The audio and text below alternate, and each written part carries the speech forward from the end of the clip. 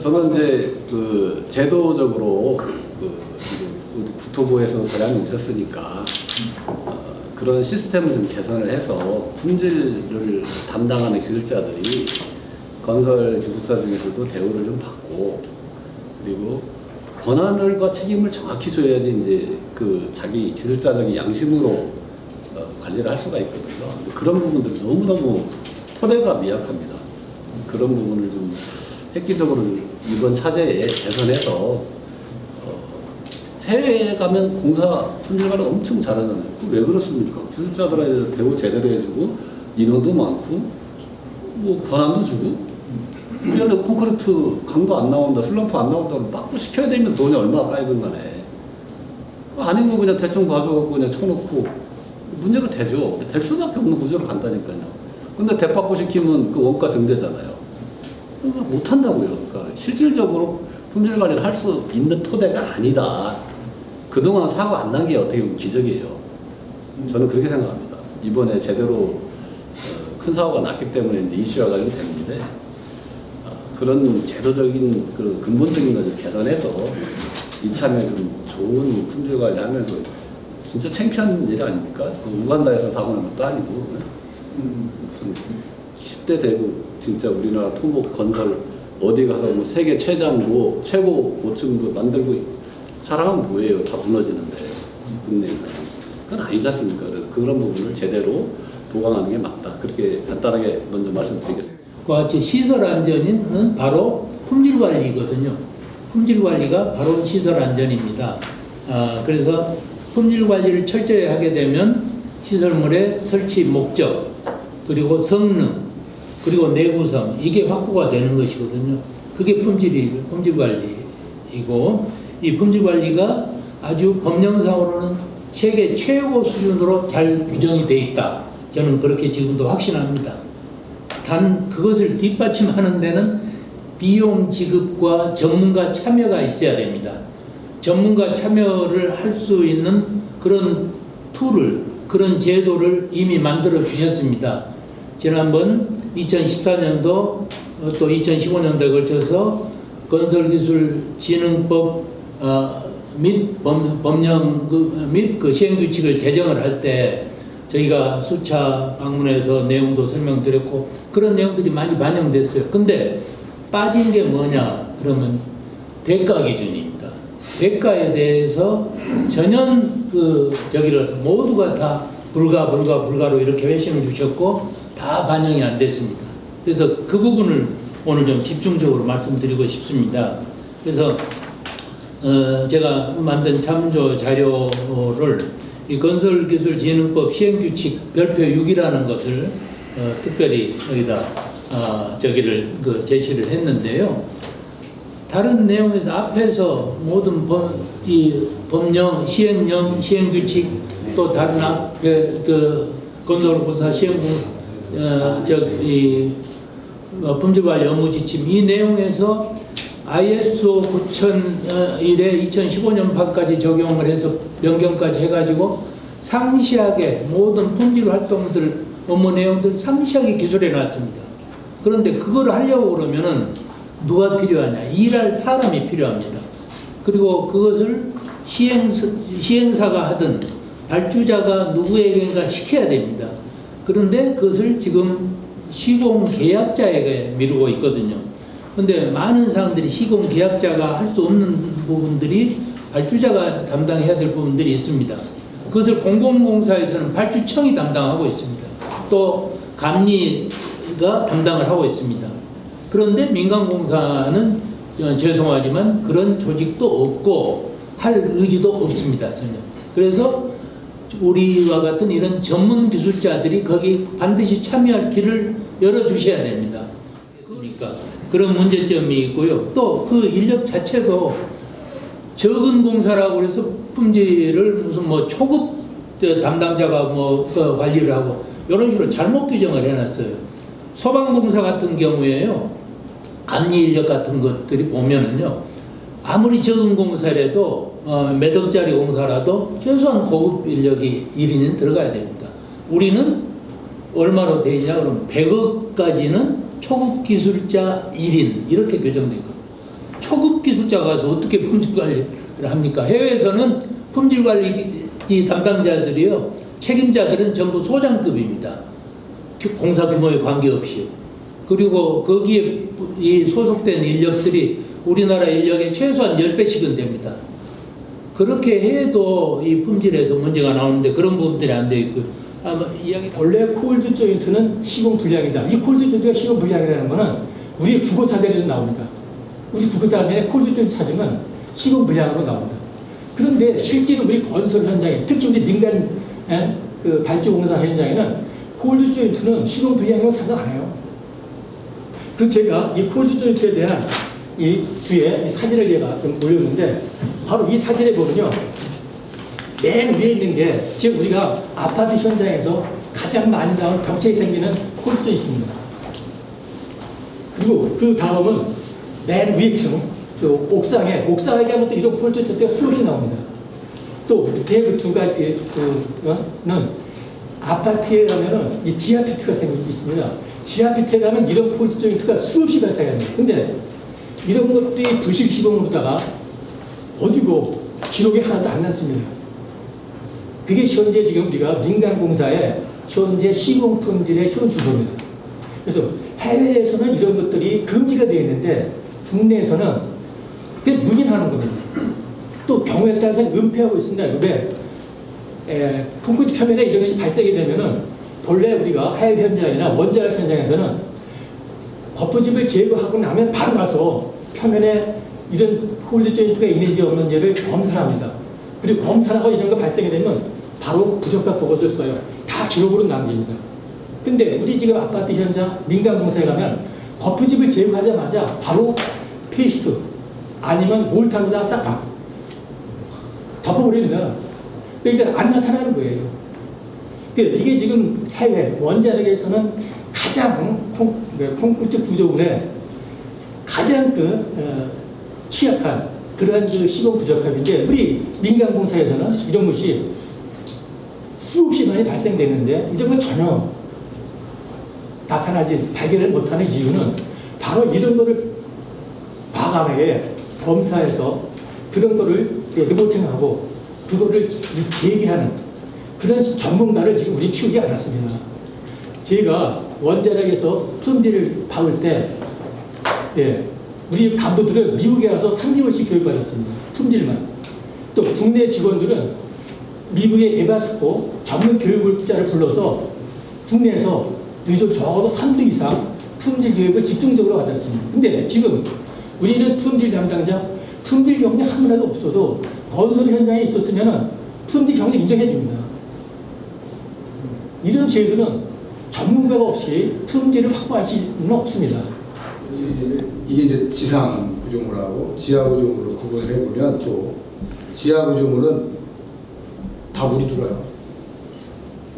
다. 그래서 지하 구조물 우리나라의 그 거의 90% 이상이라고 할 수도 있는데, 지하층에 내려가 보면 아까 누가 말씀하신 다 카바링을 해서 벽돌을 쌓거나 이중 배수판 같은 걸 다 벽에다 붙여놔서 그러지, 실제 구조체는 전부 조인트니 균열이 물이 다 들어. 그러면 우리가 지금까지 내구성이니 철근 부식이니 이게 바닷가는 염해를 받는 거고, 상수도 상하수도 오폐수 시설에서는 전부 그 폐수에 오염 화학 성분들이 철근 다 부식을 시키거든요. 작년 이맘때 마이애미 마이애미 호텔 붕괴 사건 있잖아요. 거기서 걔들의 조사 자료로는 이 지하 구조물의 이 균열이나 조인트 이런 데서 누수 문제가 이 철근 부식을 가속화시켜서 이게 붕괴가 가속화된 걸로 보고가 나오고 언론 보도에 이렇게 전부 기재가 되고 있더라. 그만큼 조인트 부분에서 누수 문제는 그 이후의 단계지만 이 콜드 조인트나 아까 이스페이션 조인트 전부 우리나라가 PC 건축물, 조립식 PC 건축물이 90년대 1기 신도시 때 상당히 한 4, 5년 보급이 되다가 지금 뚝 끊겼잖아요. 왜냐? 그 조인트 부분, 여기에 대한 누수 문제, 에너지 유출 문제, 또 호흡 문제, 이걸 해결 안 하고 그냥 올라가다 보니까 분양이 안 되니까 그래서 우리나라가 PC 구조물 공법이 굉장히 요즘은 저 인력 문제 때문에 다시 도입을 하려고 하는데 그 20-30년 기간 동안에 이 조인트에 대한 기술이나 보안 대책이 아직도 설립이 안 되고 지금 그런 시스템 그게 다 이제 품질하고 연결되는 거예요. 좋은 말씀 감사합니다. 그래서 앞으로 저희 단체는 불공정 계약에 따른 하드본 및 5대 하자 원인 백서를 발간해서 공개할 예정입니다. 이 굉장히 이게 중요한 부분입니다. 이 발간과 동시에 아까 말씀드렸듯이 시공사들이 부당 이익을 챙긴 부분에 대해서는 철회 우리가 환수를 요청할 계획입니다. 국민의 세금을 그렇게 무대포하게 이렇게 수익 창출을 하는 부분에 대해서는 우리 시민단체 입장에서는 묵과할 수가 없는 사항이고요. 그래서 그 건설산업기본법 시행령 제34조 1항 1, 2에 이렇게 준수할 수 있도록 우리가 관계 기관에 특히 여기에 계신 우리 국토부 과장님께 부탁드립니다. 이게 그 감독기관에서 철저하게 이렇게 그 관심을 갖지 않으면은 이 문제는 해결이 전혀 안 된다고 판단하기 때문에 발전처에 제가 강력히 좀 이렇게 협조를 요청드립니다. 저가에 의한 폐단이 너무 크기 때문에 우리가 그 광주 화정동 아파트 봤지 않습니까? 물콘크리트 본질 성능이 50%도 안 나오는 이런 대기업에서 이런 짓을 하는데 소음 방법이 처벌을 해서는 저는 안 된다고 봅니다. 반드시 우리 시민단체에서는 강력하게 이런 문제를 갖다가 발생하지 않도록 이렇게 제기할 거고요. 그 다음에 품질을 안 지키는 적당히 비규격 자재를 처음 들어갈 때는 품질이 지켜지지만은 두 번째, 세 번째 들어갈 때는 품질이 안 지켜져요. 품질이 안 지켜진다는 거예요. 왜? 저가는 수준이 있기 때문에 그 사람도 명품 남아야 되기 때문에 품질을 지킬 수가 없어요. 현장에서는. 저 안타까운 얘기죠. 그래서 품질이 미확인 시험 성적사라든가 이런 거 발급됐을 때는 진흥법 88조에 의해서 2년 이하의 징역이나 2천만 원 이하의 벌금을 물도록 돼 있어요. 그런데 우리가 징역한 사람 봤습니까? 시험기관에 징역한 사람 봤습니까? 담당자 징역한 거 보셨습니까? 들어보셨습니까? 이거는 현장에서 비일비재 일어나는 일인데 한 명도 우리가 처벌받은 기억이 없어요. 들은 적도 없고 앞으로 우리 시민단체에서는 지속적으로 이런 문제를 고발할 예정입니다. 그래서 같이 우리가 이런 문제를 협업해서 해결했으면 좋겠습니다. 감사합니다. 네, 감사합니다. 보통 이제 기업의 부장급, 현장 소장급, 이제 부장에서 현장 소장하고 있죠. 그리고 공무원 출신들이 다 현장 소장하고 있습니다. 근데 품질 관리자가 대리급입니다. 대리가 어떻게 소장한테 하겠습니까? 콧방귀도 안 끼는 일입니다. 하여튼 저는 시간이 없어서 정말 품질 관리자가 누구든지 공사를 중지할 수 있는 그런 영국이나 그 스웨덴처럼 또는 우리나라가 적용하고 있어요. 어딘지 아십니까? 현대자동차입니다. 현대자동차가 품질 담당자가 어떤 상황이든 중지되거든요. 왜? 현대자동차가 안전관리, 안전 문제 때문에 몇천억 대 리콜을 당합니까? 다 품질입니다. 그러듯이 이런 것들이 이제 우리가 하려면 앞으로 몇십 년 후나 되겠지만 정말 품질 관리자가 지금 영국은 시행하고 있습니다. 한마디 더 할까요? 제가 여기 말씀을 몇 번 드렸는데 2월 5일날 이라크 중앙은행에서 35층짜리 건물을 3년 동안 짓고 올라온 사람이 저한테 찾아왔습니다. 그래서 제가 물어봤어요. 품질 관리자가 몇 명입니까? 35층 이라크 중앙은행, 이번에 중국에 있습니다. 품질 관리자만 12명입니다. 품질 관리자. 35층에. 예, 그렇듯이 하여튼 이런 이제 정말 품질 관리자 이런 중요성을 조금 했으면 좋겠고요. 정말 품질이 잘못돼도 당장 문제가 안 일어나니까 안전 제가 다 준비하고 다 읽을 필요도 없을 것 같고 그러니까 그 사고 나면 아까 말했잖아요. 그냥 안전 문제만 사건 처리하고 공사 4개월 중지하고 그러면 품질을 넘어가는 거예요. 그런 식으로 하여튼 정말 완전 관심 가지셨습니다. 감사합니다. 앞으로 이제는 환경이 바꿔졌기 때문에 우리 국토교통부에서 참 어렵겠지만 이제는 감리 이 제도가 건축사 많이 하는 게 아니라 이제 건축 시공기술사가 95% 이상의 지금 현장의 보조감리원 단장 처음부터 95%가 건축 시공기술사가 하고 있거든요. 당연히 건축사가 와서 해야지 왜 사람을 꾸어다가 하는 것입니까? 아니잖아요. 그렇다면 앞으로는 결론적으로 말씀드리면 건축 설계 사무소와 기술사 사무소를 개설한 사람은 감리원을 같이 할 수 있도록 이제는 확립이 되었다. 해줘야 된다는 것이죠. 그래야만이 우리나라의 고층 건축물 또 고도의 기술 집약적 그런 건축물 시설물에 사고가 나지 않을 것이다 라는 생각이 들고요. 1994년도에 성수대교 붕괴 사고 이후에 무슨 제도가 개선이 됐냐면 그때 강교 교량이거든요. 그 강교의 용접의 문제 때문에 옛날에 과거에는 감리가 토목감리가 아무나 할 수 있었던 것을 강교 PQ의 그 경험이 있는 사람의 감리자로 바꿨어요. 그렇기 때문에 지금은 토목에서 강교라든지 강구조물 공사의 감리가 제대로 하고 있는 것이죠. 이게 하나의 작은 제도의 개선입니다. 따라서 지금은 이제 건축 감리 제도가 빨리 이것은 건축사 설계사무소하고 그다음에 기술사무소를 개설하는 같이 병행해야 되는 것이 이것이 품질과 안전의 아주 기본이 아닌가 싶고요. 두 번째는 아까 우리 송명근 박사님이 말씀하신 우리나라의 각종 매뉴얼 지침 너무 잘 되어 있습니다. 선진국 수준입니다. 그런데 한 에피소드를 말씀을 드리면 한 20년 전에 우리나라의 중앙부처에서 싱가포르에 입찰 제도를 벤치마킹으로 갔는데 제 지인이 바로 옆에서 회의 참석해가지고 그대로 전달하겠습니다. 싱가포르 공무원이 한국과 싱가포르의 차이점을 얘기하겠다. 한국의 입찰 제도를 싱가포르이 갖다 쓰고 있다. 배우러 갔는데 한국과 싱가포르의 차이점은 한국은 그렇게 좋은 매뉴얼이나 지침이 있어도 잘 지키지 않는다. 싱가포르는 100% 잘 지킨다.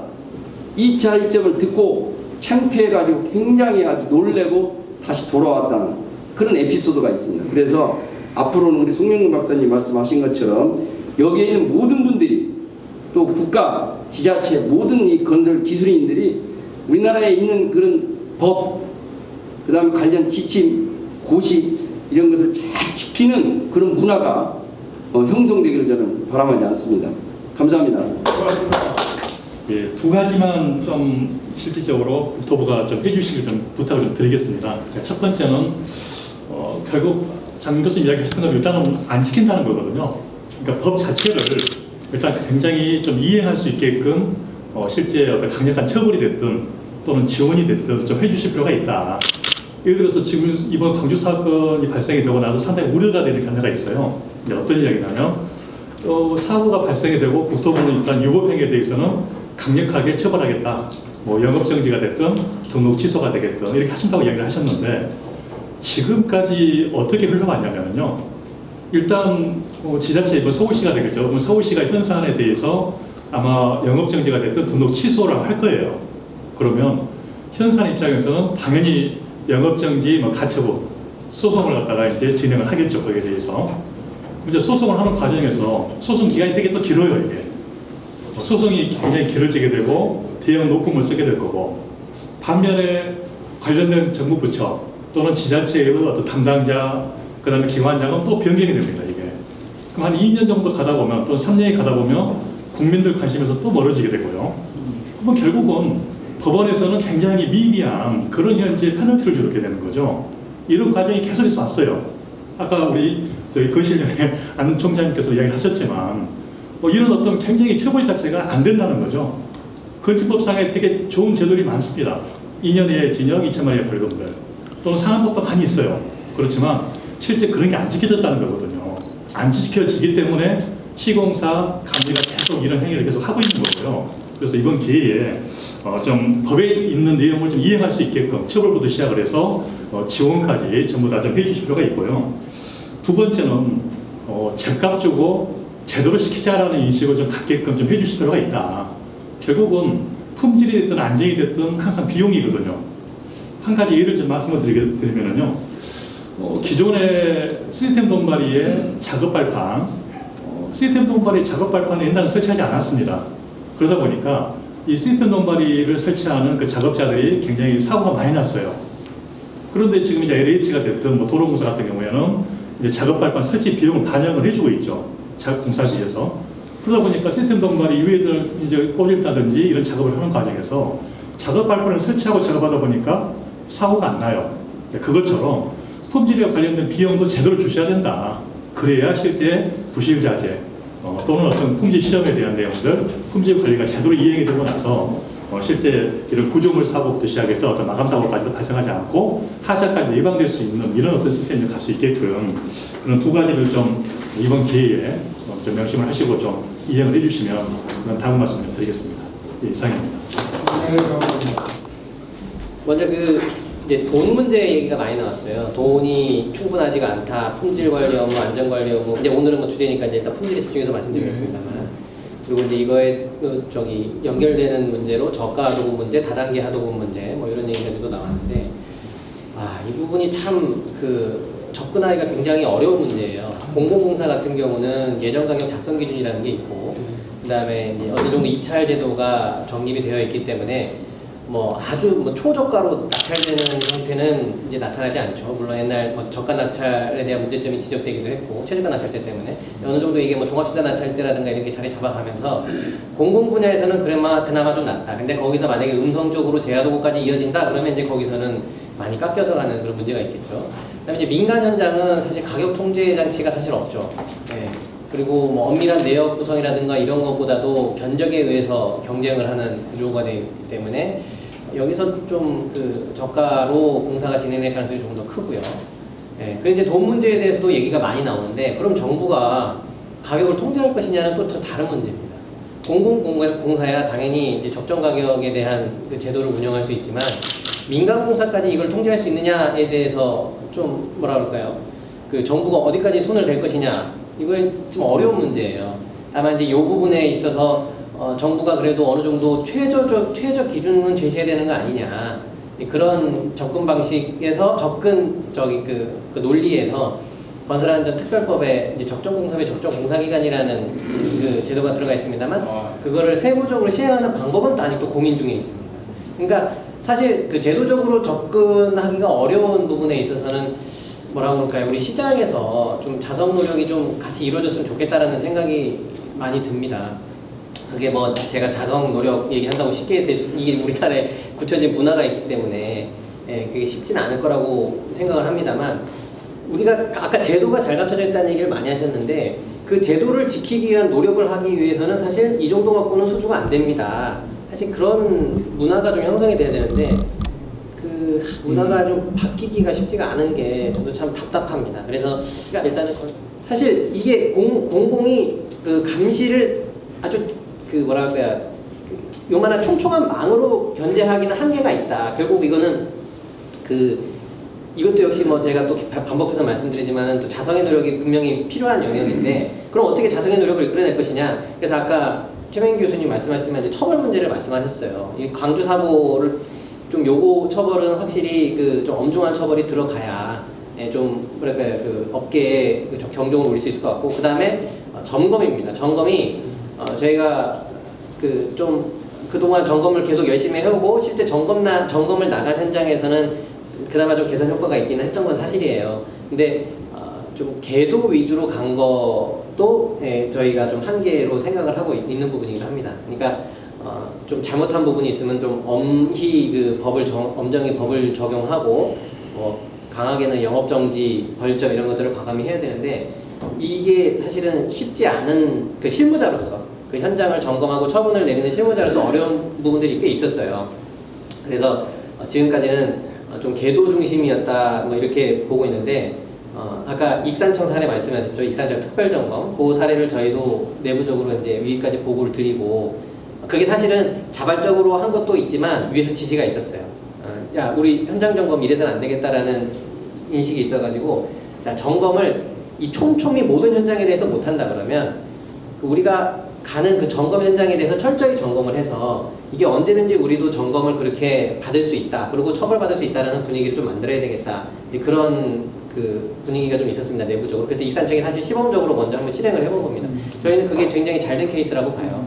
그 최명희 교수님이 이제 품질에 대해서도 보셨다고 하는데, 지금 그 제가 품질협회에서 저한테 건의를 한 거는 맨날 가면 안전만 보더라. 품질도 좀 봐달라 이런 얘기가 있었어요. 근데 저 이제 이번에는 그런 뭐 3일 동안 점검을 하면서 뭐 이제 진짜 실제 그 강도 측정 장비, 간이 강도 측정 장비긴 하나 그런 것도 좀 들고 다니면서 측정도 해보고, 균열 상태 아까 콜드 조인트 얘기하셨는데 그런 상태도 좀 직접 확인을 해보고, 예, 그런 식의 어떤 점검, 정밀한 점검, 집중 점검 형태로 해서 좀 그 뭐랄까요, 그 다른 현장에 경각심을 유발시키겠다. 예, 그런 계획을 갖고 있고요. 그렇게 해서 조금 전파를 시킬 예정입니다. 다른 현장에 이제 관리를. 뭐 여러 가지 제가 말씀을 드렸습니다만, 역시 이게 참 그 이렇게 쉽게 해결될 것 같으면 그동안 문제가 안 됐겠죠. 그 굉장히 어려운 문제고, 저희도 내부적으로 얘기하고 있지만, 그러면 이게 이행이 될까? 이행이 될 수 있을까? 아까 이제 제도의 그 문제와 이행의 문제를 말씀하셨는데, 이행이 될 수 있을까? 아마 어디 반대는 없을까? 이게 법이 통과될 수 있을까? 굉장히 좀 어려움이 많습니다. 다시 한번 말씀드리지만 좀 많이 도와주시면 좋겠고요. 그 마지막으로 이제 그 어떤 분께서 그런 얘기를 하더라고요. 그 지금 그러면은 외국은 도대체 건설 선진국이라고 하는 곳에서는 어떻게 이게 이행이 되고 있냐? 그 모든 그 행위들을 막는 규제들이 있는 것이냐? 사실 그렇지는 않은 것 같아요. 그러니까 기본적인 원칙을 정해주면 그 안에서 직업윤리가 제1의 원칙으로 작동을 해서 그 현장에 있는 엔지니어들이 사실 그 아까 어떤 분 말씀하셨는데, 품질 관리자가 이건 안 됩니다, 다시 해야 됩니다라고 얘기를 하고 그게 실제 집행될 수 있는 분위기가 만들어져야 되지 않느냐. 예, 그거를 뭐 저희가 제도의 뭐 개선과 집행으로 그거를 또 유도를 하려고 노력하겠습니다만, 우리 저 업계와 전문가분들이 같이 좀 힘을 좀 내주셔가지고, 제도도 제도지만 제도 이전에 직업윤리 차원에서 내가 이거는 용납하지 못한다. 네, 그런 분위기가 좀 형성될 수 있게 많이 좀 도와주셨으면 좋겠습니다. 네, 이상. 네, 박수 한번 주십시오.